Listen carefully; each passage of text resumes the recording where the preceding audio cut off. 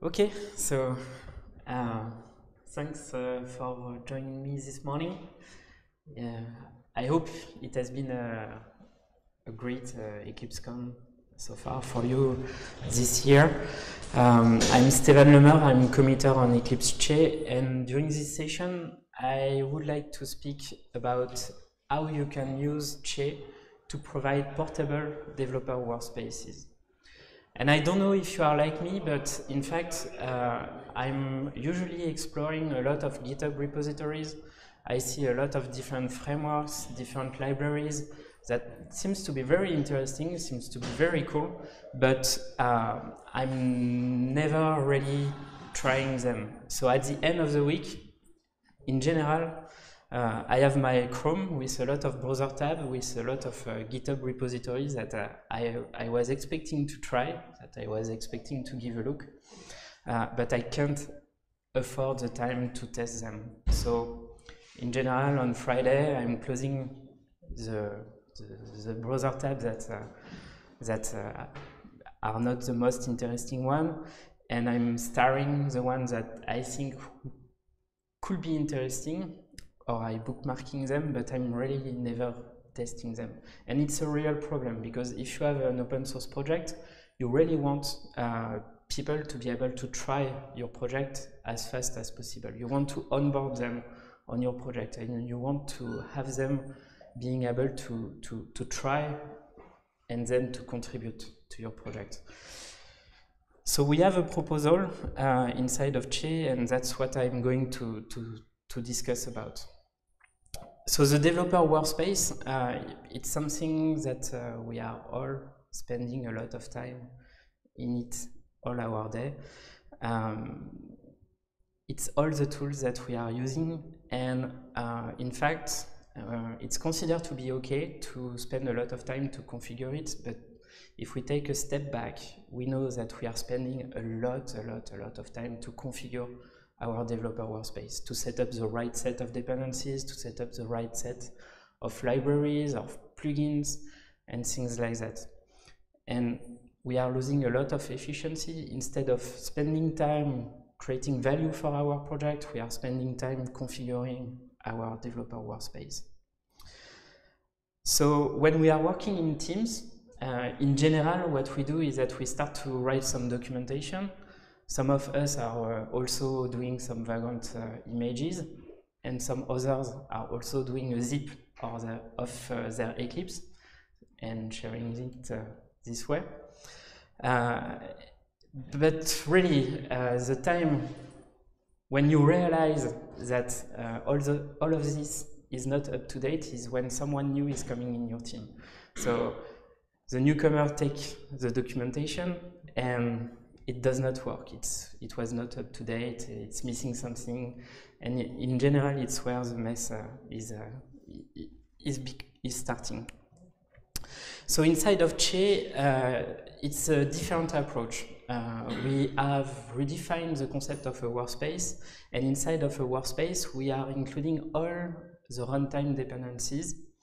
We are also including a browser IDE, so this way it's really portable.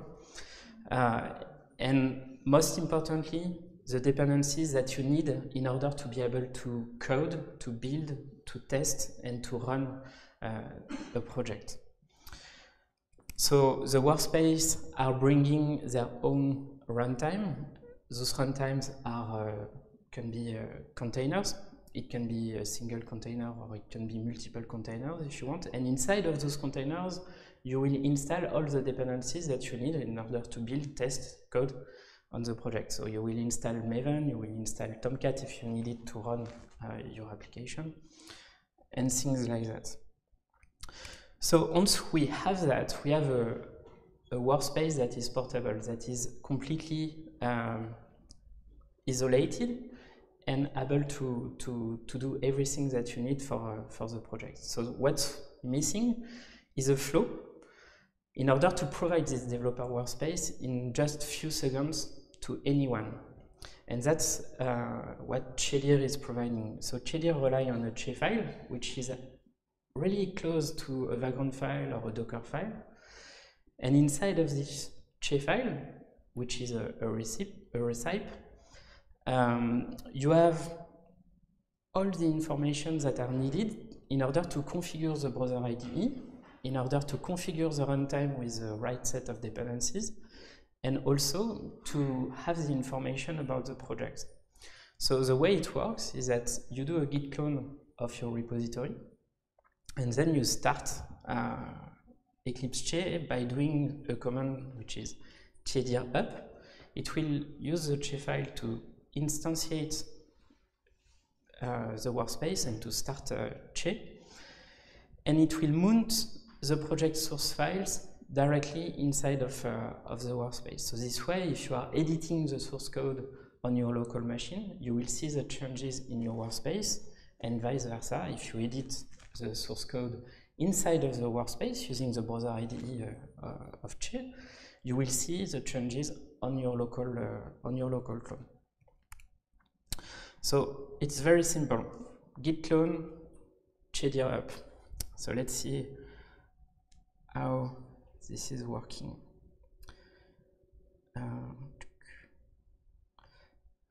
So I have a small project that is on GitHub, and it's a very simple web application.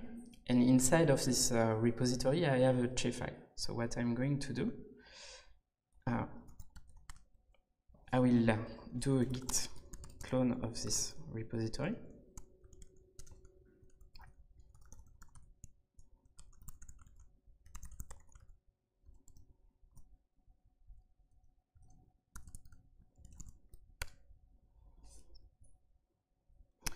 So my project is cloned.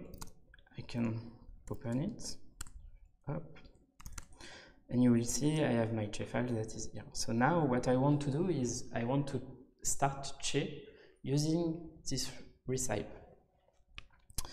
So I have the command that is predefined, and I'm going to give the instruction to mount the project that I just cloned. And the command is eclipse che /up. So here the command is a bit long because there's all the information that are needed for Che in order to know where are the configuration files and where are what is the repository where Che can put his data. So I'm doing a chedir up, and when I'm doing my chedir up, if I never had download the images for Che, it will pull the images to start Che, and then it will start the images. So here it's what's happening. It's starting Eclipse Che silently, so I don't have all the outputs information. So it's starting the Che server, which is having the ability to orchestrate all the workspaces. It can take some time, and once the Che server is starting, Che is running, in fact. But what I'm doing is that I'm bootstrapping a new workspace, which is relying on the instructions that I have in my Che file. So here the workspace is booting, and in a few seconds I will have the URL, so I can open my workspace.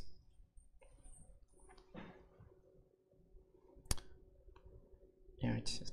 So doing copy paste.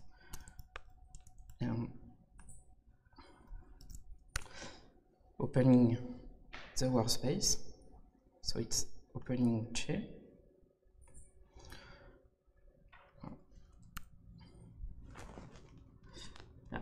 So as you can see, the project is here. I can show you the Che file. So the Che file is having the information about what is the image that I'm using, which is having all the dependencies that I need for my project, and it also have the configuration for the command. So here what I can do is I can build and run my project. So my workspace start. It has the project sources. It has all the commands so I can build and run my application. So I'm completely set up. So here I'm building the project. So I will show you a little bit what we have inside of Che. So as you can see, I can open my Java source code. I can have syntax coloration. I will have auto-completion. I have also the ability to do refactoring, so I can rename this one. Okay. I have, of course, Git, which is integrated out of the box inside of Che. So I have already a lot of things that I can do inside of my workspace. It's a complete idea. So while it's downloading all the Maven dependencies, I can show you the terminal. So I have a complete access to the terminal. I can see my project. I can see the processes that are running inside of my container, and I can have a complete control of what's happening inside of my workspace. So my application starts. Okay, and now you can see I can test my application. And I have not set up anything, so the onboarding experience from GitHub to the workspace was really smooth. I can also have a debug experience. So let me start the application with GDB.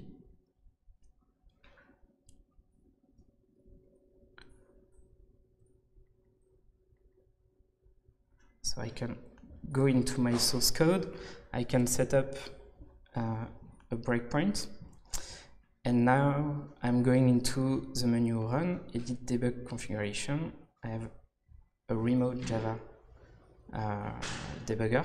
So I will connect to the process that is running in my container on the port 8000. And you can see now that my breakpoint became blue, which means that the breakpoint is active. So if I'm coming back into my application, if I put 7, you can see that the application is in pause, and I can go into the debugger, and here I should have my breakpoint. So, okay, in pause mode, and I can edit the value, change. I can do step in, step into, and I can resume. And if I'm going back into my running application, you can see that it has been properly undone. So it's a complete experience with Che, and that's available for anyone who is starting from your GitHub project. So creating a Che file is very easy, and I would like to show you this part now. So I have just a very simple Go project. So first I will destroy my repository, so I will be able to start a new one. So when I'm doing a destroy, I'm stopping Che and deleting the workspace information. Okay. So I have a small Hello Go project, and I will clone this one as well.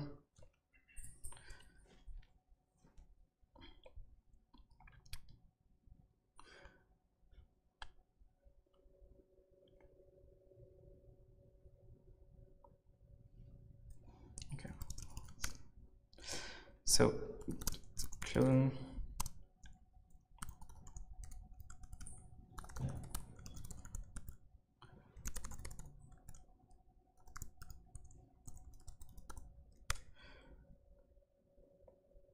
okay.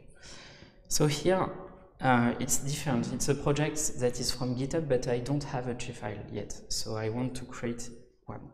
So what we did is that we have a command which allow to bootstrap a J-file. So what I'm going to do is call this command. Project. So it's another CLI command which will create my J-file. Okay, so now my J-file has been created, and I'm going to open it. Go project J-file, and here it is. Okay, so it bootstrap. Oh yeah, sure.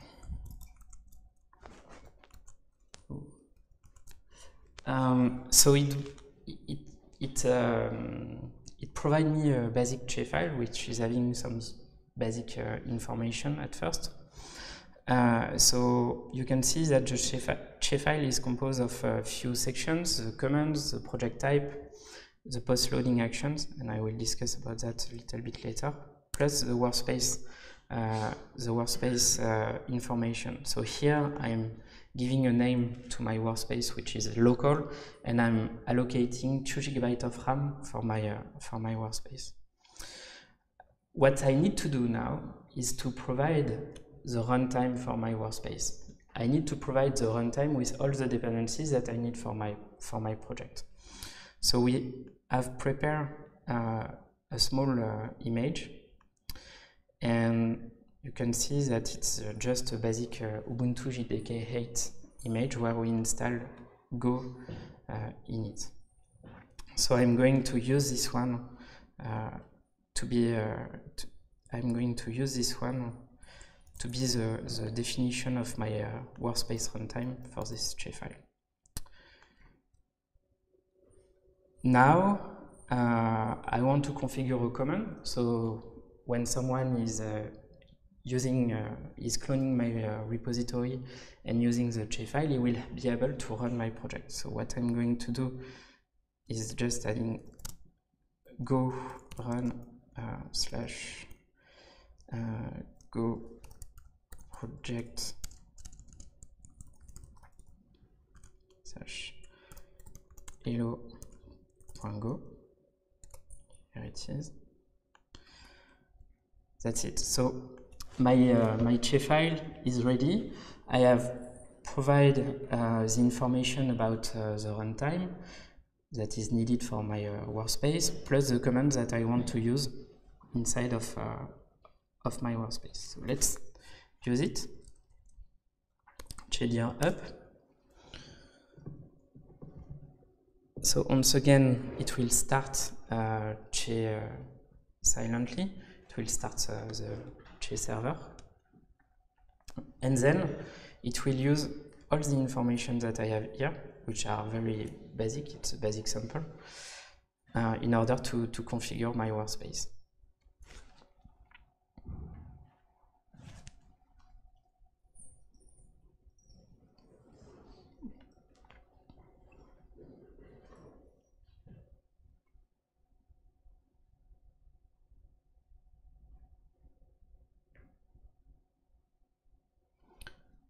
Start, the workspace is create, and now we are starting the runtime. So we are starting this image,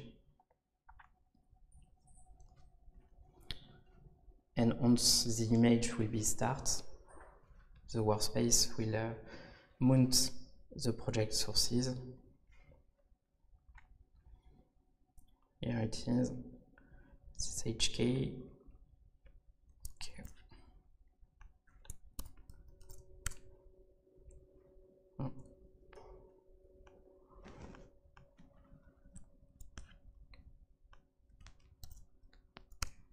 Starting opening my workspace. can see that the Go project has been mounted inside of my workspace. And if I'm going here, my first command, I have been able to run my project.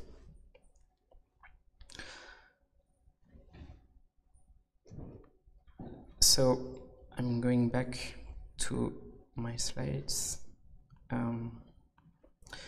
So that's for the demo.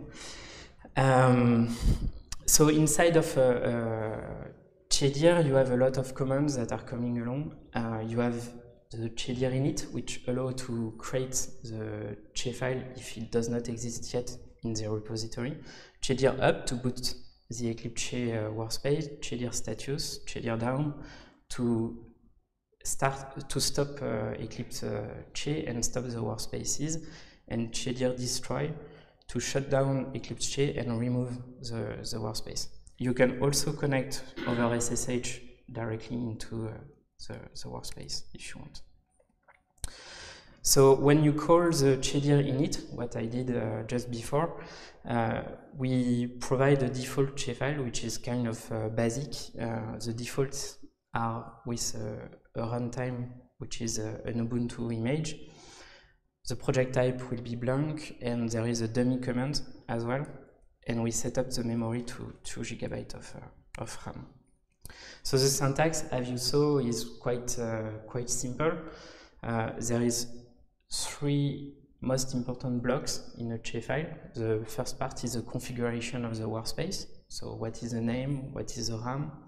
Then the second part is the definition of the runtimes. So what is the image that I'm using for the workspace, and then all the commands that are needed.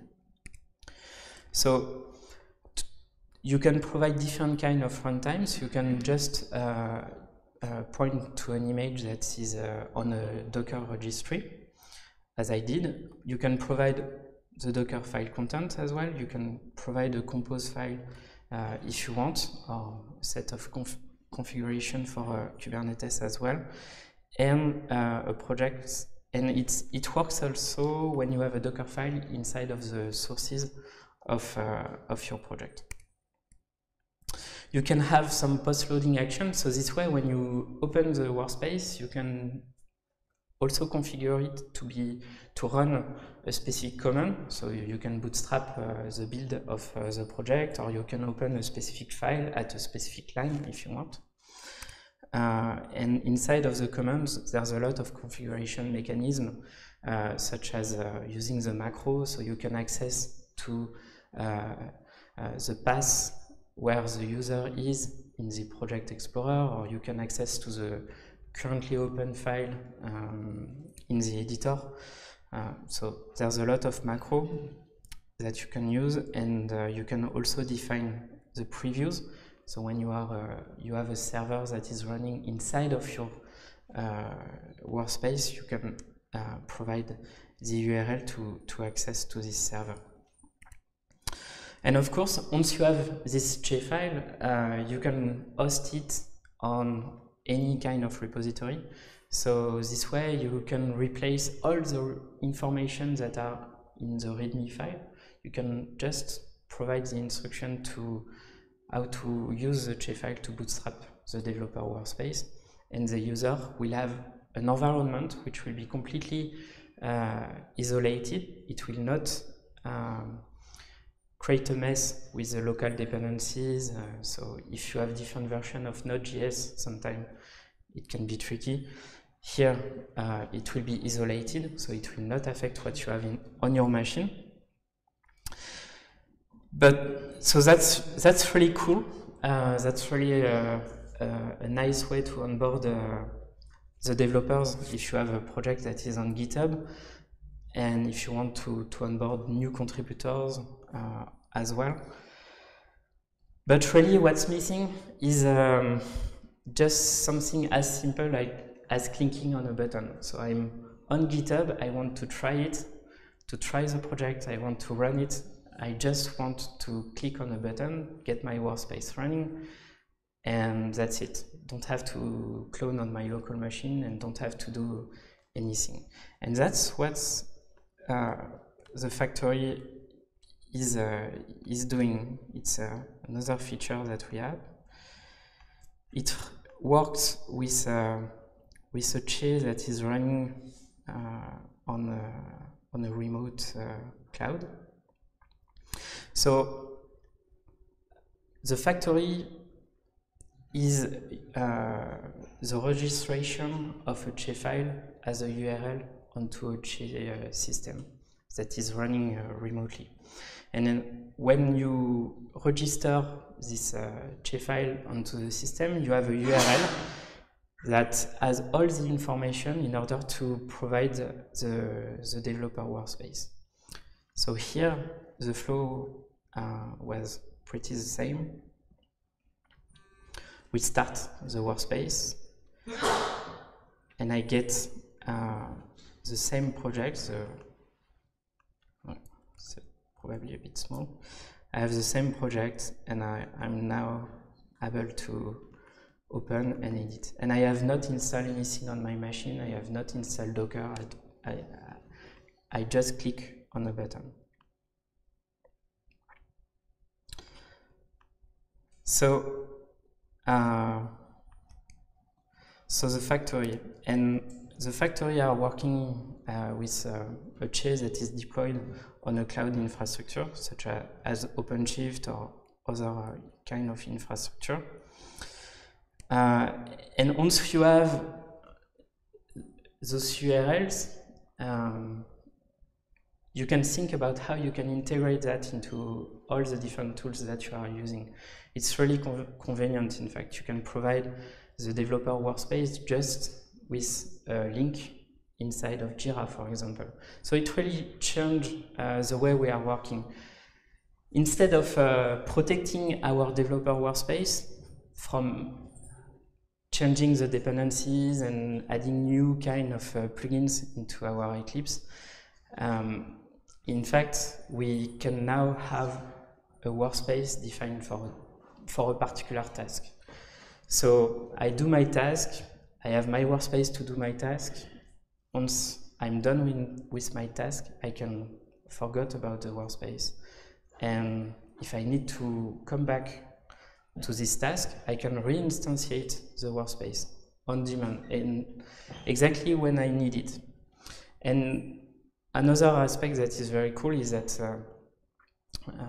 when you are implementing a new feature, in general, you have a lot of stakeholders who would like to be able to work on this new feature and give feedback. And this way, you can provide them a workspace that they will be able to use in order to test the work that you are doing. And they will be able to provide you a feedback without having to interact directly with you. So we can think about a lot of use cases like this, about integrating this workspace on demand accessible from a URL. And we can also have some integration with Jenkins. So when there is a build failure, it will generate the definition of a workspace, which will have all the information in order to help you to fix the build failure. So it will open the file where you had a failure, and you will be able to fix it, do your changes, push them to the remote repository, and then it will fix the CI failure. So that's what we are doing and what we are providing. Oops. What we are providing with Che file and factory. So at this moment, the format that is used between factory and Che file is a bit different. So we are going to work on consolidating the two formats. We will also have some sort of translation engine, so this way a factory or a Che file will be interpreted by Che the same way.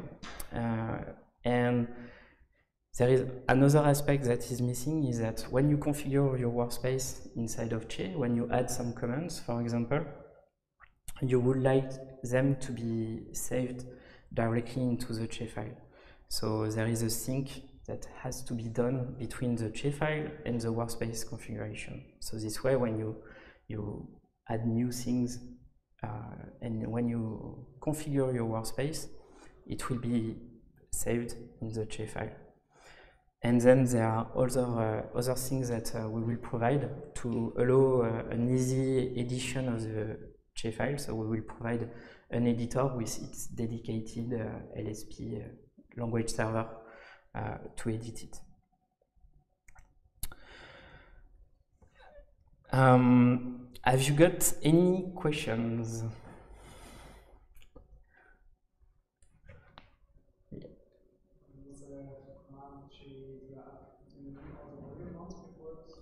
Yeah, you actually need it. And in fact, you need to mount the volume where Che is putting its configuration files, and you need to mount the local clone that you did as well. Yeah. It's really a Docker requirement, right? Yeah. Yes. The post start commands, are they executed when you first start the workspace or only when you first open the IDE? So there's different options for that. You can have commands that the post loading actions. You can have post loading action which will be triggered before the workspace is open, and you can have post loading action which will be done after the workspace starts and when the user is opening it.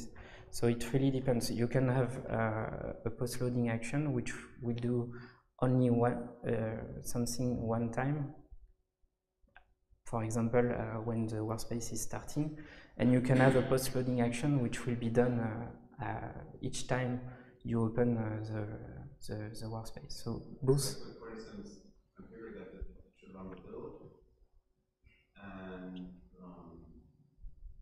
for instance, have hot workspaces that start up and then the build runs, and maybe 5 minutes later, the user clicks on the workspace and the user sees the terminal output, but it's done. Yeah, exactly.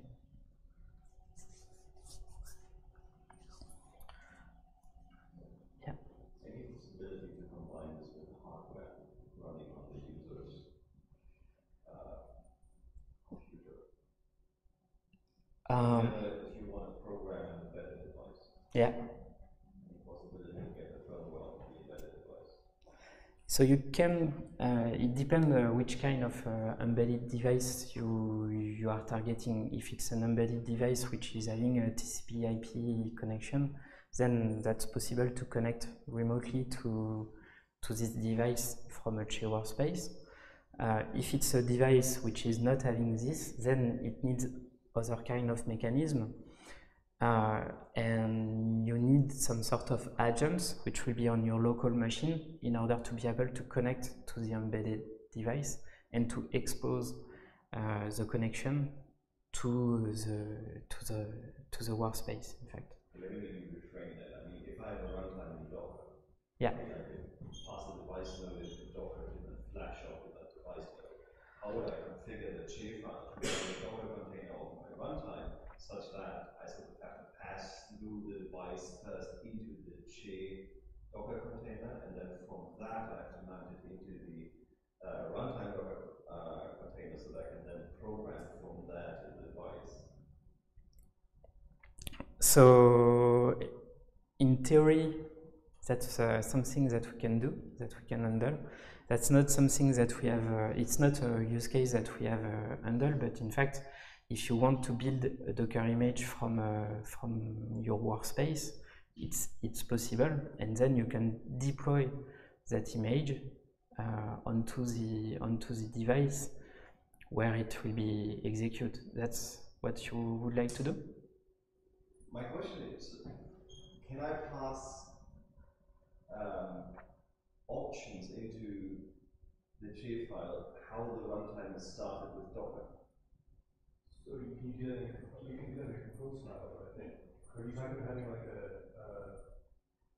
one image of container that is represented in your device. And a separate So, as I understand it, I have a Docker image which contains a lot of channels and stuff, so that I build my executable. Yeah. Right, if I want to flash that onto the device, in that Docker image, I will need my flashing program. Correct. Okay. What I also need is a device node in that. So like a serial port or a JTAG or whatever I have there, right? So I need to get that exposed in that running Docker container, right? So if I were to just run that locally, I would just mount my device file into my runtime container. If I do that with Che, right? First, I have to mount the device file into the Che container. I can do that, but then I need something in the Che file. There, look, if you start my runtime, you need to perform this particular mount into my runtime container so that it can access the device node. I was wondering if that's possible. So can I pass options to the Docker command that will run my runtime container from within the Che container? So it's not something that we have worked on, but in theory, I think it's completely possible. So if you want to have this feature and this capability, it's something that we can work on, and we can think about it, because a lot of people are asking us about how to work with Che with embedded devices. So it's probably an interesting use case that we should think about it. Yeah. So if you you can go onto our repository, GitHub Eclipse/Che, and file an issue, and we will. In the booth, Eugene, is there? He has more of a device. Just one addition. So you cannot specify, as far as I know, you cannot specify parameters to the Docker command itself.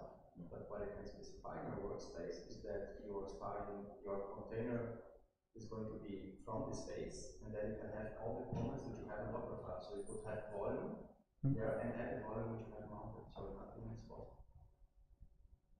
Okay. Not via the parameter, but via the descriptive Docker file. Yeah, because in the flow that I demoed, I use an image that is already built, but I can also build the image on demand and rely on the Docker file, which will have the instruction for mounting the volumes that I need that could be elsewhere. Yeah. That's another way to do it. Thanks, Diogo. Yeah? Is it possible to track changes that are manually to the workspace, like via the IP, in a way that I can apply these changes to a shapefile? Do you mean that when you are adding some new commands, for example, inside of your workspace, you would like to get them? So that's on the roadmap, yeah. So that is on the roadmap, and it's something that we want to add. Yeah, indeed, when you are configuring your workspace, when you are using it, you might add some new commands, and you want to have them directly in your Che file. Yeah. Regarding the launch configs, shouldn't they be made in kind of a way? I think launch information, that is something you want to have. You don't want to update this Docker. I don't know. I think generally it should be separated from that, because we want a different state in all the different versions, right? And I don't know, how is it now with Che, without Che files, when you have commands and so on? Do I specify that in the stack? Or do I, so when I later, as a developer, want to add commands, I need to change the stack? No, it depends if it depends if you are changing the dependencies that you have in your runtime. So we rely on the configuration of the stack to be able to provide all the dependencies that the developer needs. And if you are updating the dependencies, you need to update the stack. If you are adding a new dependency, you need to update the stack. And in this case, it will be a different configuration of the runtime that is used for the workspace. But it will not change the shapefile. No, yeah, I get that, but most of the time I don't add kind of new global dependency when I change the launch config. I'm just, oh, I need to spawn this node process with these configurations, so I add another launch config for that. But I have a node already. So I have different ways to launch a node, and for different programs, I have my So I think that's something a lot of people don't like to commit to specific metadata, but I think most tools even use code that also tries to get rid of all specific metadata has and use launch JSON for this information. We're wondering whether that might be a bit orthogonal. What kind of base image I need, and how to create a workspace, how much megabyte and so on, and what kind of launch config. I think they have much more rapid life cycle. Yeah, that's yeah, that's a fair point. Okay, so I need to stop. So thank you.